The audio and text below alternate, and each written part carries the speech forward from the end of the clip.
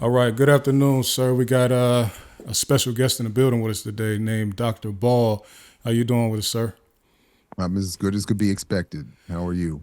I'm good. I'm good. I don't want to take up too much of your time, so let me just try to jump back into your backstory a little bit to help people understand where you come from and how you got to where you are today. So, just give the people a little bit about where you're from. The short is born in Washington, D.C., grew up in suburban Section 8 in Columbia, Maryland, where I live now on the other side of town. And I am a professor of Africana and Media Studies, a father, a husband, low level broadcaster, and supporter of all kinds of grassroots activism and media and journalism efforts. Okay. I judge the level of a broadcaster based on the quality of what they're putting out. So I wouldn't necessarily say, low level, you know. Maybe mostly undiscovered by most of the country, but not low level, especially where the Fair enough. information I is. appreciate that. Yeah, Thank you. I especially appreciate the that. quality of the information, right? So I mean just another quick background topic. What type of parenting did you have growing up? I mean, were your parents into what you're into now or what? Well, sort of. So I was born to a black radical father. I'm a SNCC baby. My father was a co-founder of the SNCC chapter in Cincinnati and coalition of black trade unionists. Uh, and my favorite story is that he and his crew were the first to give Kwame Ture a real gun. Hmm. But I was primarily raised by my European descended Jewish mother, Hmm. and in her particular brand of communist, anti-Zionist uh, support for anti-colonial struggle and black liberation, and so in some ways, where I am now is a logical conclusion of that background. Yeah. That's good history. So then you get older, and shout out to your dad for being from Ohio. I'm from Ohio also, Youngstown, Oh, right Ohio. on. Yeah. So Yeah, right on. so you have that upbringing, and then you end up going into schooling, Frostburg State, right? Into Frostburg Cornell, State. into Well, where well, was we it? got to be specific though. I went to the Africana Studies and Research Center under the founding director, the late great Dr. James Turner, at Cornell. Okay, But we need to be clear about. I just like to be clear about that. And then I went on and got a University of Maryland. PhD in University of Maryland. So, but like Ward Churchill said, and this has been my experience, you go to undergrad, you think you know everything. You go to graduate school, you realize you know nothing, and then you go to get a PhD, and you realize nobody knows anything. So, So what and what that's was that? What where was I'm at. that experience like for you? Did it wake you up? Or it sounds like your mom and dad already kind of put you up on a lot of information anyway. So Yeah, I mean, in some ways, I mean, I don't want to overdo it, but I was sort of raised in a certain context with a certain sort of frame for in favor of black liberation, workers' rights, etc. But uh, I still had a lot to work to do. But it was, I, but that was, that's pretty much what started me on the path. But then it took an interruption and a 4 year sentence in the military, and where I was really introduced to the work of Malcolm X primarily, and then that sort of was as like for many of my generation, the gateway into black radicalism. Uh, and then, so by the time I went to college, I was already quote unquote awake. I just still need the sort of ongoing study and finishing touches put on that. But yeah. yeah, So I think it's always interesting, right? Because of how highly valued Ivy League education is, right? And you have your master's from an Ivy League school, but until people like yourself start to go a different route from a lot of other Ivy League educated people, then they start to act like, well, you're just rogue. So we kind of try to disregard the stuff that you say, even though other people that might have gone to school with you, we highly value what they say. So how you feel about that? Them trying to kind of discount you? I mean it's just politics. Mm-hmm. If and that's uh, so I mean you summarized it perfectly. It's not. it's not the credentials, so to speak, it's the argument. So if yeah, so if I say something people disagree with, and then they say, well, you don't have the right credentials, or you've used them incorrectly, or you, again, like you said, you are an exception to the rule, and which is usually the case, we'll just find someone else from those institutions, and there are plenty at this point who can say what we want said in the way we want it said. So, but my time at the Africana Studies and Research Center, more than anything, I wouldn't say it woke me up, but it more than anything prepared me intellectually for what that kind of struggle would be, because it introduced me and helped me to study a lot of the scholars who will always be superior to me in their scholarship, but who suffered similarly or worse. So it just sort of, and you know, not in a way to discourage or to terrify, but in a way to inspire. That's what those 2 years for me at the Africana Center did. So I felt largely prepared, although colonies and colonizers are quite capable of still offering up one or another surprise. But yeah. How do you because you kind of, a lot of people take the Africana studies direction and go, they focus a lot more on history and that type of education, but you kind of took it the economics route, right? Well, not exactly. I mean, okay, break it down for me. Well, I mean, because my work really isn't, it's a critique of, more than anything, reporting of economics, but I'm not an economist. It's my doctorate is in media studies, but even that was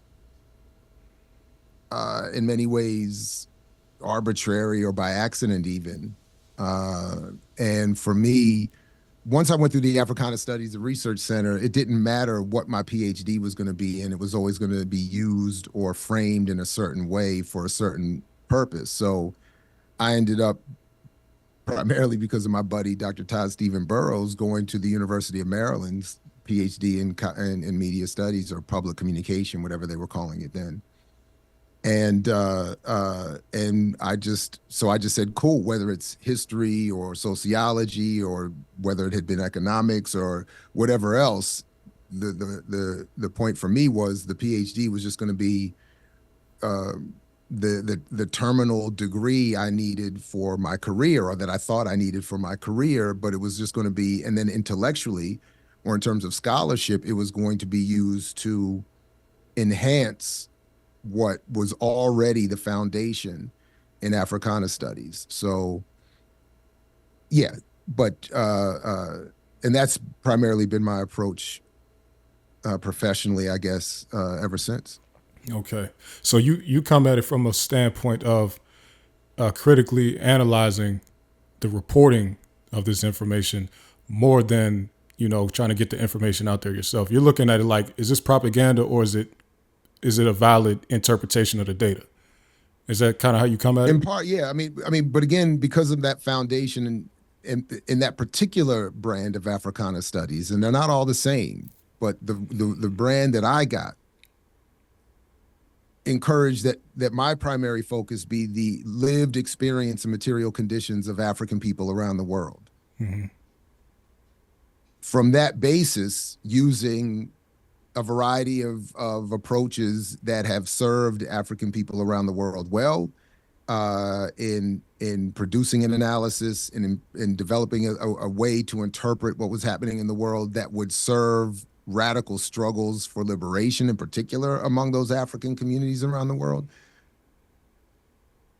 That became my approach to whatever. So when it comes to buying power or economics or whatever, it is, okay, I can read the data. I mean, I don't produce the economic data, but I can read it, I can research it, I can interpret what is being said, and then I can match it, for instance, with what's being said in pop culture or professional commercial media that targets Black audiences. And I can explain, I think, fairly well the differences. And that's sort of been what my work has been. And then to try to explain, again, with that Africana background primarily being the basis and the framework, explain why the actual data is not being properly reflected in the media that purports to be about that data. Right. And then to say, at the end of the day, in summary, particularly with my focus being Black people in the United States, at the moment at least, Black people are, by design, being misled and misrepresented and fed poor information to discourage radical responses and militant forms of movement making and organization. And that's sort of been the focus in a variety of ways of everything I've been doing professionally for a long time. Nice, nice, and we appreciate that work you've been doing. So, just a quick question here: what sources do you deem to be valid or trustworthy, where you get your information from to start trying to help reshape these narratives around Black spending? I know me personally, I've been looking at some stuff from the McKinsey and Company. I've been looking at the Selig Center, who put out that economic report annually. They get into racial demographics. They get into racial backgrounds of a lot of the spending habits and stuff like that. And so who do you trust? Where do you go to? Well, first of all, it's important in terms of the two sources you mentioned, McKinsey and Selig. I go to sources quite unlike them that actually assess the material conditions economically of Black people, which mean assess wealth and income, primarily wealth, but as well as income. McKinsey and Selig are not measuring wealth and income. They're measuring marketing data and misrepresented marketing data to paint a picture of Black economic condition that is suitable to an advertising community, not to assessing the actual condition of Black people. So that's one thing. I mean, the Selig Center admits in its reporting and it's in its own website, they don't exist to help Black people understand the economic condition of Black people. They exist to help primarily the Georgia business community. So same thing with McKinsey. McKinsey certainly does not have it as its mission to help Black people understand their economic condition. McKinsey has as its mission the high cost and high value manipulation of public policy to help the people that hire them, primarily major corporations and governments. So that's one way to begin an assessment of who's being honest and who's telling the truth and whose information can be used in what way. What is their goal? And in this case, McKinsey and Selig are explicit. Nielsen, the other of the big three, as I call them, in terms of promoting buying power mythology, Nielsen, they all admit in one way or another, we're not here to help Black people understand what's really happening with them economically. We're here to help move ad revenue and help businesses promote their products. So that's one way. Now, who to trust beyond that can get a little more complicated. But so I end up trusting people like Derek Hamilton, Diedrich Muhammad, United for a Fair Economy, Economic Policy Institute, and others for the broad numbers, so to speak, the general, the data, so to speak, that explain the income and wealth of Black people. And that, and then from there, with that proper foundation in Africana studies and other, radical analyses, I think, which are really just appropriate and honest analyses, you could use that reporting and that data to reach, I think, the appropriate conclusions. And I'm glad you said that, because when I mentioned those organizations that produce studies and reports that I'm looking at, I just spoke about it. Even Nielsen a couple weeks ago, I spoke about McKinsey and Company and Selick and all of these, and I let it be known when I'm using this information, I don't agree with the agenda of this report because I can see that the report, a lot of these reports are geared towards people who are looking to extract more wealth from black people. So I call that out also, but I also use it to say even the people who want to extract our money agree with some of the stuff that we say about we don't have the spending habits that y'all say we have. They know that there's more ways to extract more wealth from us because they know we don't spend the way that the quote unquote popular media is telling y'all we spend money, right? They're telling you that black people make up 13% of the population, but we only spend 10%. So let's figure out how to get more of their money from them. They're telling you, hey, you got to get more of their money by kind of like pandering to the causes that they like.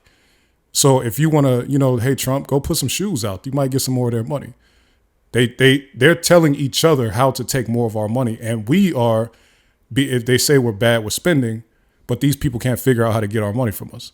So something is, if I look at Black Enterprise said I spent all my money on Louis Vuitton, but when I go over here, they said these people aren't spending enough money. Let's figure out how to get it from them.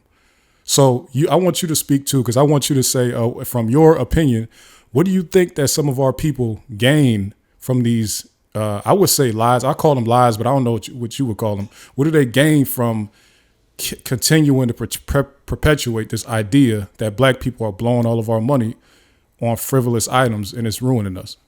Well, on one hand, we don't have to speculate. I mean, black commercial media outlets are explicit in saying, in promoting this mythology because it attracts ad revenue. So whether it's Roland Martin or Sean Combs for Revolt TV or any number, what's his name, that owns the Grio now? What's his name? But all of them make the same argument that ad buyers don't spend enough with black audiences and they disrespect the black consumer who's spending all this money on their products. So more money should be spent on ad revenue with these black commercial outlets. So on the one hand, that's one group that benefits. Certainly the black bourgeoisie, the black business class benefit because what money does exist either can be spent with them or in a similar way they can use their position to attract black investment or black support that ultimately goes to white to the benefit of white corporations or banks. For instance,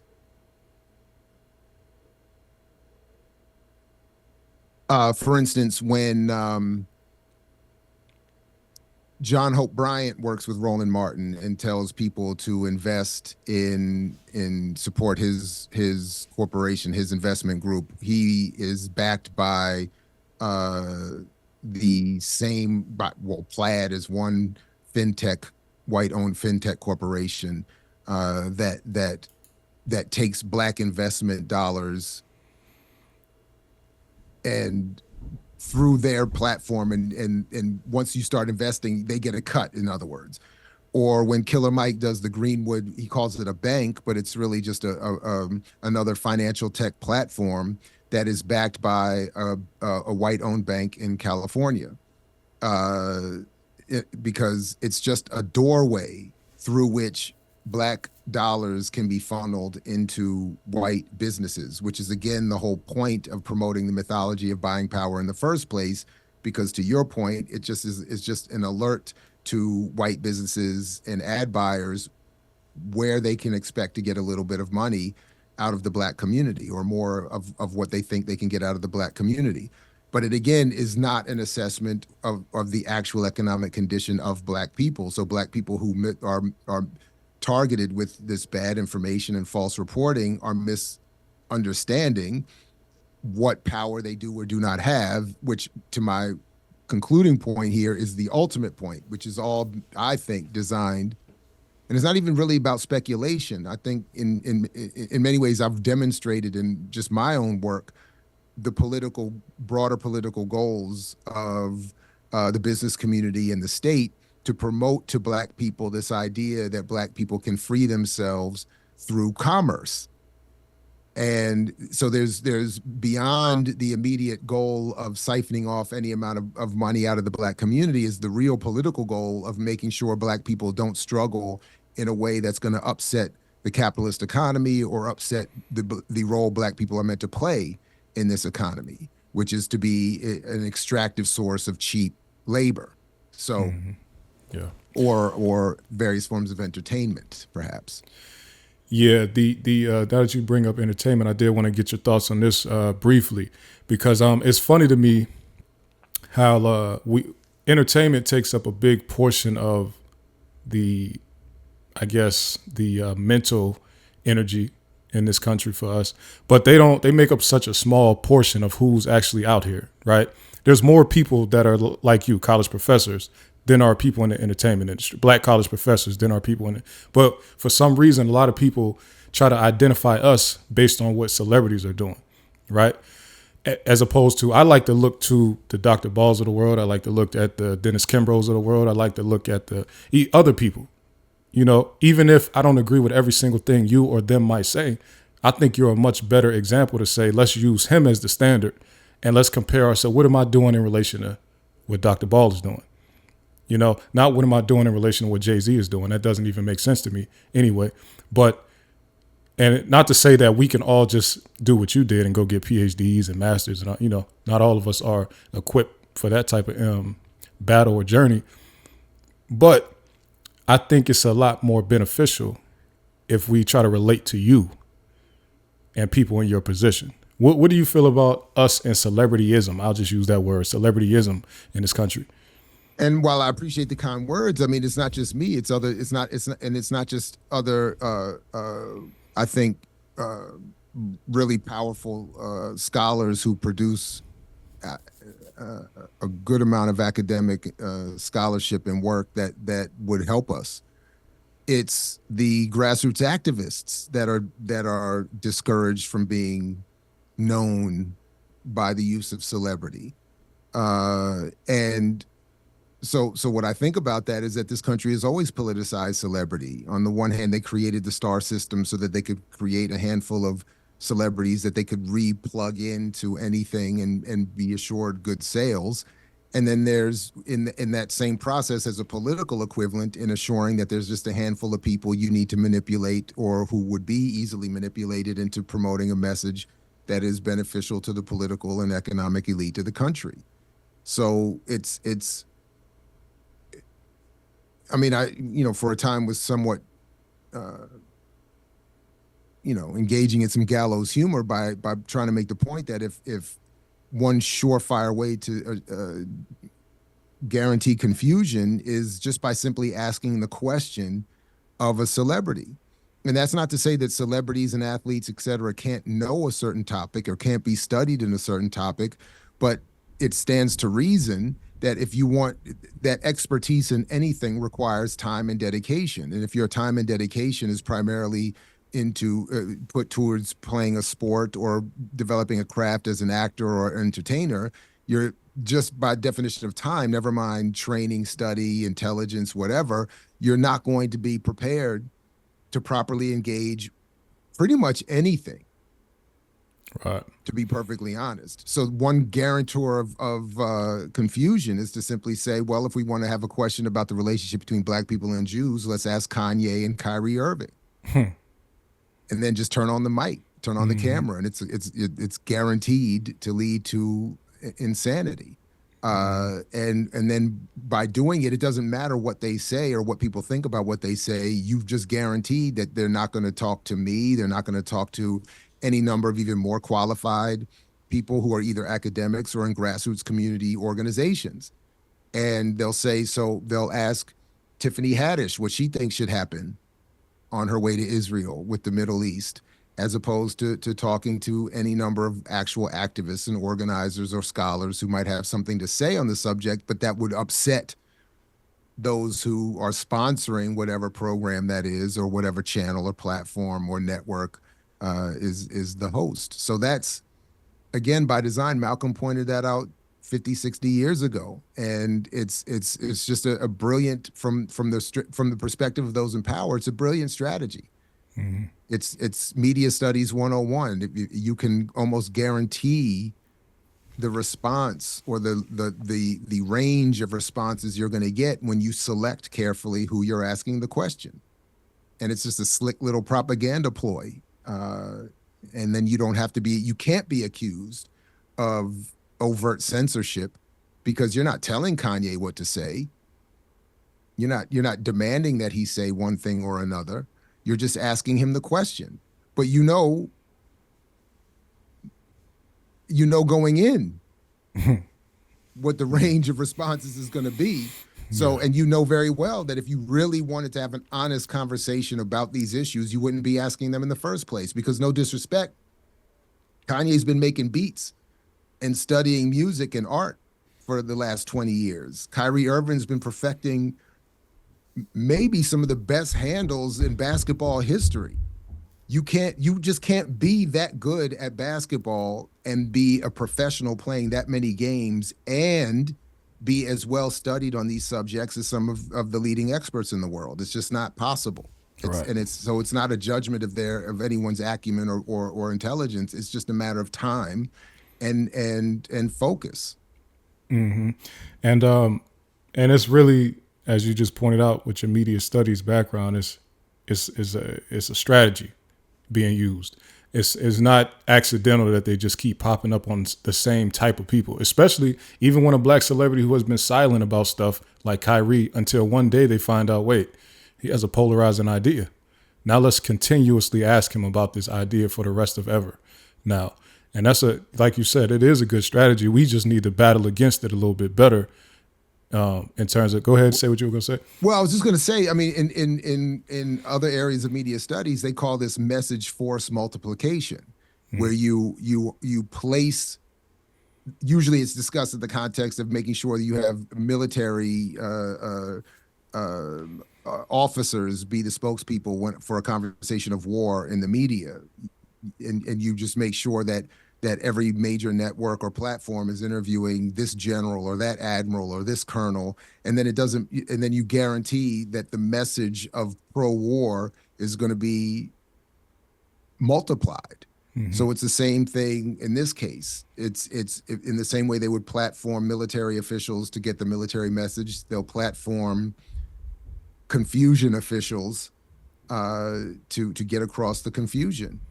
And It's brilliant. since you brought that up, speaking of Edward Bernays, right? How this is all in line with social engineering. I know you talk about psychological warfare and stuff like that. What do you think is the best way to, I guess, combat it, or to make sure that you recognize when you're kind of being engineered to feel a certain way? I understand different concepts about it, but if you could tell just the general public, how can we put on our tinfoil hat to block some of that social engineering radiation out? How can we I mean, do it? the only real way to do it is to be in political organization and spaces where critical thinking is routine, and you can't do it by yourself. And it has to be, and it's an ongoing process and an ongoing back and forth struggle. So it's not something that can be done once, and it's not like getting inoculated and then you're good. It's a constant struggle. And the so that's one thing. Another is I try to convey very quickly to people not to take my word for it. In fact, I dare people not to take my word for it, but to think about, or to try to learn a little about the decades and of time and resources put into studying how to manage public opinion. I mean, you mentioned Edward Bernays. This is somebody. I mean, this is 100 years ago already. This is somebody who, as he said, helped construct an invisible government that provided people the solutions to their problems, even as they are the ones causing the problems. And that's how he said you basically guarantee that a ruling elite stays unthreatened. He used the mathematical foundation of the word reciprocal to talk about an equation uh, um, that concludes with the answer being one. meaning that reciprocity meant getting everybody on one accord. And he did not mean in the Parliament Funkadelic idea of the one universal groove. What he Hmm. meant was the one universal thought of the ruling elite should be the dominant and singular narrative that everyone basically is forced to succumb to, whether they're aware of it or not. And usually they're not. So by design, by the way. So, and then I end up, and then we have to be more, we have to encourage that more of us be very critical of our preferences, as my former professor used to say. We have to ask, how do we know what we know, and why do we like what we like? And we have to be critical of what we like, particularly in this context, and ask, really, whenever I see something that I like, I ask myself, how did they get me? What did they do to push my buttons, so to speak? And because that's their goal, and that's what again, billions and billions of dollars and decades of research and effort from the military to the business community to all fat manner of intelligence agencies and everyone in between have been trying to figure out, as Bernays said, we're going to sell you presidents like we sell you soap. And how do you make Europeans white and Africans black, and and people adhere to these national identities and local identities? How do you make someone from East Baltimore love and defend East Baltimore in the same way someone would claim and love and defend Israel? How do you do that? Well, all of this takes massive amounts of effort and study and manipulation. And this country, as Malcolm X said 50 years ago, has perfected the science of image making. And by now, Malcolm couldn't have even imagined the media environment we have today, the meticulously constructed environment that people think is somehow freeing them. No, as always, the internet has always been military technology. This is for them warfare.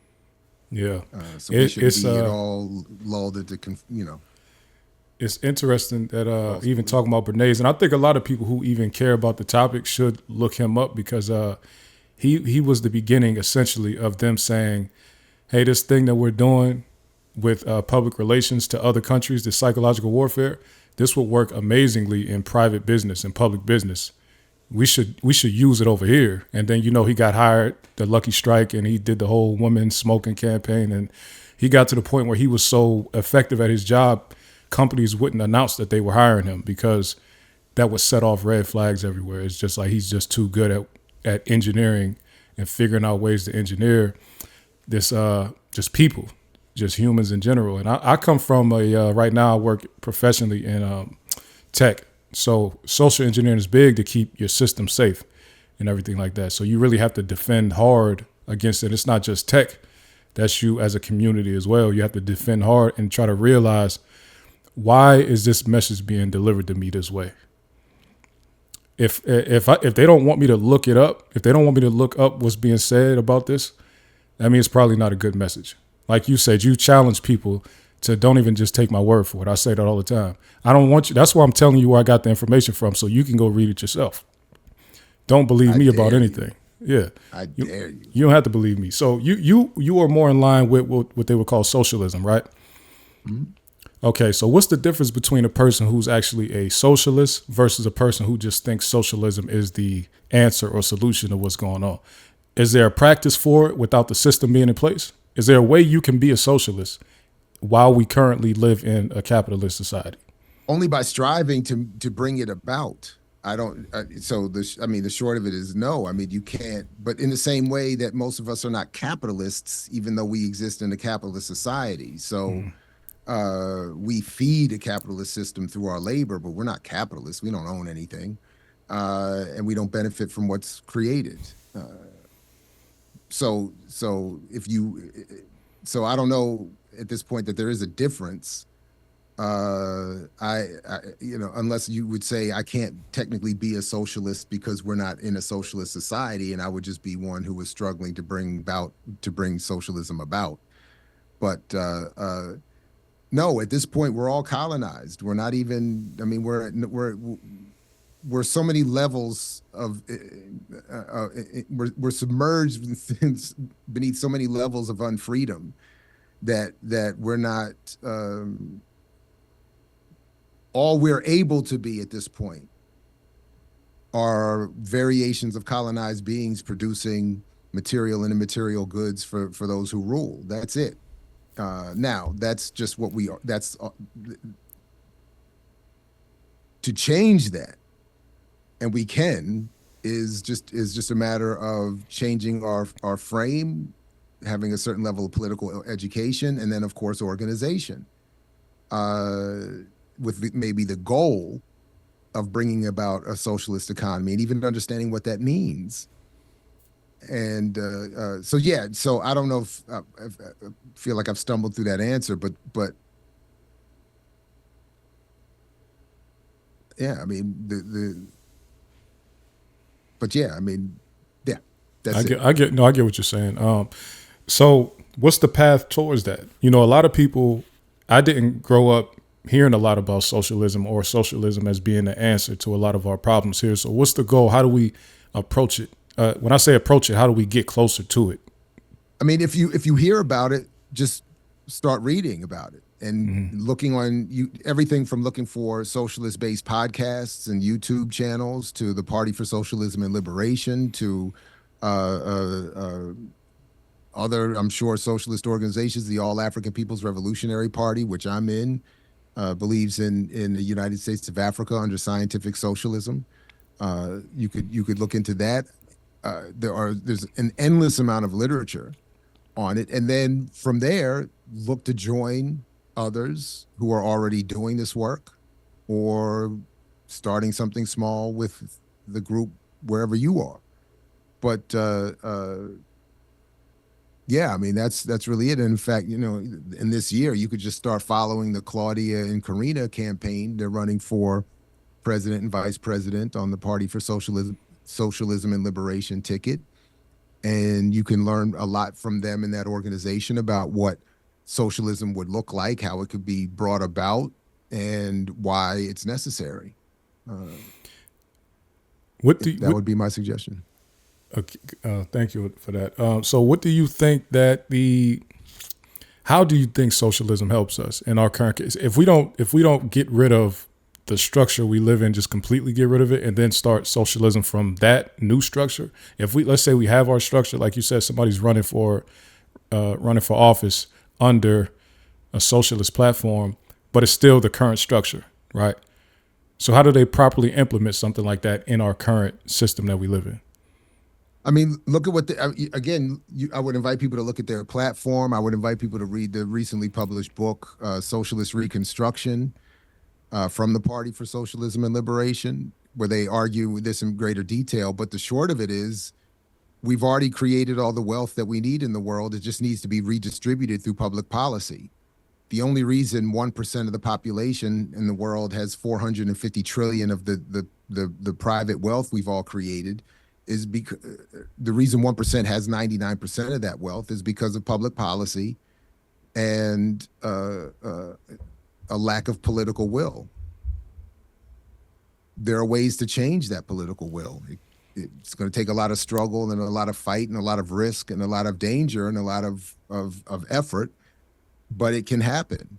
And the short of it is, what happens if all that wealth that we create is redistributed? So we started, people want to.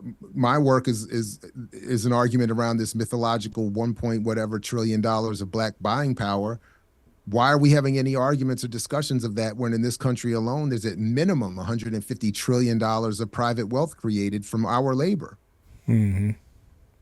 So so this a simple socialist starting point would be, well, $150 trillion. I mean, that's the baseline Marxist argument that socialism as a transition shows us that capitalism's contradiction is that we've created all the wealth, we have all the technology, we can produce everything that everybody needs. So now the only question is, through a socialist reorganization, how do you distribute that properly? So you stop exploiting people in the earth so much and give people what they need over here. The whoever's owning Bezos now, I don't know, but Bezos made these hundreds of billions of dollars not because he's some brilliant genius, because he monopolized the market and because we all shop on Amazon. We who shop and the workers who produce all of the boxing and distribution and whatever, the workers and the consumers produce the wealth. Why should all of it go to a Bezos type?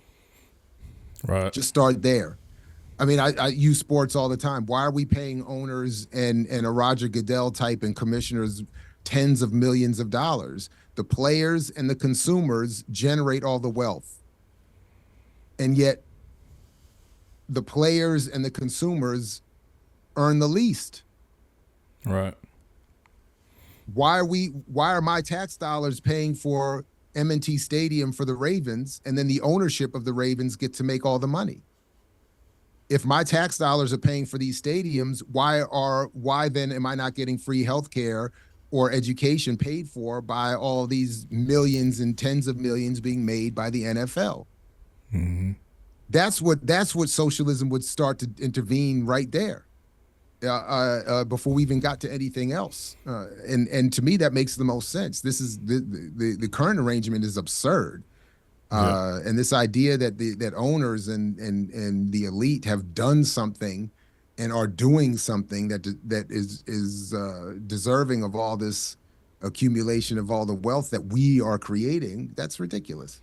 Yeah, I call it the hoarding of wealth, the hoarding, because I honestly, and I didn't realize it was in line with any ideology that already exists, but I felt like there should be a capping of how much assets you can have, because it really, once you get over a certain dollar amount, there's really nothing you could do but hoard it.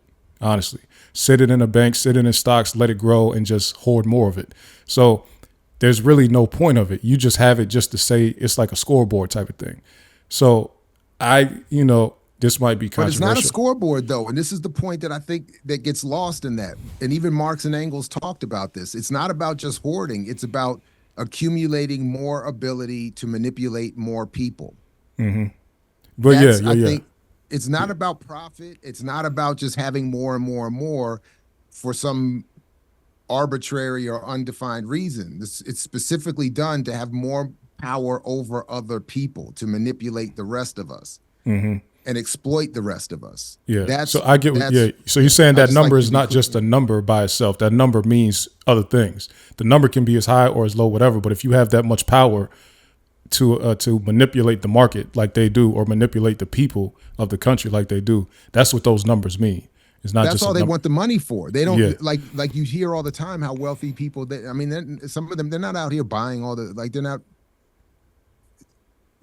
Their real concern is isolation, exclusivity, and to be able to manipulate. In other words, how else are they going to get people to do everything for them, to clean and cook and wash and produce labor? How do you do that? How do you make people do all of that? They don't want to do all of that. They don't want to wash their own dishes and drive their own cars and fly their own planes, and they don't want to sit with other people on a plane. They don't want. So how do you do that? The only way to do that is to accumulate more money. Mm-hmm. That's it. It's for the specific purpose of manipulating other people to get them to do for you what they would not otherwise do. That's why. And I think so. When people, not saying you were doing this, but it often gets left at this idea of just about having more money. Mm-hmm. And the whole purpose of money is to manipulate other people. Mm-hmm. So that's the part I think we need to be clear on. So when we think about all of this wealth other people have, instead of being jealous and wishing we had it, the point should be, why should anyone be able to have that much manipulative power over the rest of us when mm-hmm. we are doing all of the work and producing all of the wealth? Right. And I agree with part of that. Only part I disagree with is the idea that with the wealth comes the power, because when I look at people, Jeffrey Epstein wasn't worth what Oprah's worth, right? But he can move the world in ways that Oprah could never move it. So that's the only idea I want to say, is that some people are inheriting power for different reasons other than money. And there's people like Jeff Bezos No, and but that's the goal, though. I'm not yeah, disagreeing with you. I'm saying okay, that the only goal of money is to get for power. the If power, you yeah, the power, so Epstein's power relative to the amount of money he had and the amount of money Oprah has is different, but his ability, the wealth he had to manipulate the rest of us was still tremendous. And then right, the role he served in protecting the more wealthy and powerful is again part of my point. So uh again, that is my, I mean, it doesn't, but again, we're also talking about the difference between Epstein and Oprah, not, which is, again, we're talking about right, the difference between two people in, a elite, handful of the, right, 1% of the population. We're not talking right, about them versus the rest of us. right, right, Within that ruling elite, yeah, there's competition. Yeah, there's even beef. But the ultimate goal is the ability to manipulate other people to get them to do what you want them to do. So if you can do that even while Oprah has more money than you, yeah, so be it. I remember years ago, Jay-Z tried to get that. I use this. I used to use this all the time as an example. Remember, many people might not remember. Like 20 years ago, he tried to move into some elite Manhattan penthouse, and the people in there told him no. right, And he was like, "But I have more money than you." And they were like, "That's not the point. You're missing the point. You may have more money than me, but you do not have the power that I have." right, Now, the only reason money was created was to create that kind of power. Once they have that kind of power, they are able to use it and coalesce it even against others who might have more money than them. right, right. The monopolizing of power. Power. I had and you let me know if you agree or disagree with this, right? So, to me, it looks like a lot of the propaganda around black spending, and I know you've talked about black spending so much that's why I'm not digging all the way into it, because I know you, everywhere you go, you pretty much talk about it, and I agree with everything you say about the myth of this black buying power. So I didn't, we don't have to dig too deep into it, but I look at the propaganda around black spending, and to me, it resembles a lot the propaganda around the inactivity of black voters. Right now, from what I look at, first of all, if you just look at the numbers, black people are just as active or inactive as pretty much every other group. Right, when it comes to voting numbers, people who are registered to vote versus people who actually show up to vote is pretty much similar across the board. With younger people, black people show up more than other races at younger groups. Right, but and then I also look at cities where a city is pretty much looked at as a black city once we start to approach around 30% black population, right? We don't even need to be 60 or 70% of the population of that city. Once a city is at, like, Atlanta is like 40, and they're like, this is the blackest city ever. We start to run the political landscape of a city once we get to 30% of the population, right? That's not possible unless we are extremely politically active on the local level, right? So you let me know if you agree or if you see the same thing that I've been noticing, where there's a lot of propaganda around telling us that that a lot of our biggest issue is that we just don't vote and we don't care about politics. Do you see that? Do you see similar things? No, the biggest problem is that either we don't have the outlets through which the vote would be made meaningful, and we don't have enough organized political power to change that fact. So it's not, in other words, the Democratic Party that keeps getting a majority of the black vote is not being hampered from delivering its promises to the black community and to everyone else because black people don't vote enough. The Democratic Party doesn't, as an institution, has no interest in actually addressing the concerns of black or any other people in this country. So they're only there to be a sort of loyal opposition and to have the rule in a place for the ruling elite to have their squabbles. Or as Glenn Ford used to say, it's the place where radical movements go to die. So yeah, so black people are not poor. Black people are not poor or oppressed at all because of anything black people have done or are doing. Right. So that point, I just think, just needs to be made as clear and as often as possible. Black people and others are oppressed because we live in an oppressive situation, And if we're going to say we haven't done something, we just haven't completed all of the revolutionary processes that others have been trying for a long time, that have been suppressed, particularly in the last generation. And but this idea that Black people are financially illiterate, lazy, insufficiently engaged in the vote, all of that is nonsense when it comes to an explanation why Black people are oppressed. We're oppressed because we're in a colonized relationship with a capitalist society, and a capitalist economy, by definition, demands this level of exploitation and inequality, and we just haven't figured out the exact path to revolution, and which in part has been made confusing or been confused by all the propaganda over the last 50, 60 years promoting Black entrepreneurialism and capitalism as a solution.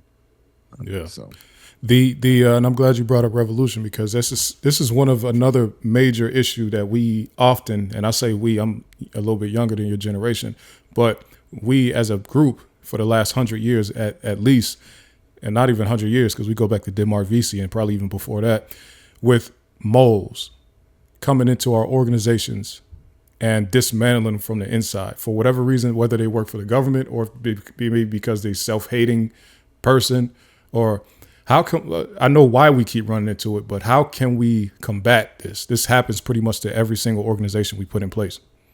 So because I got to go in like 3 minutes, and I'm sorry for that, but I don't have the time to explore that today. But the answer is I don't really know, and that we can only figure that out by being in organizations. Being disorganized is not a solution to preventing infiltration. It is the if anything, that's the culmination of successful infiltration, getting people to be disorganized and uninvolved. So the only way to make sure that moles and infiltrators are unsuccessful is to have more of us be involved in organizations and finding the rubrics and the mechanisms and the protocols that will protect those organizations.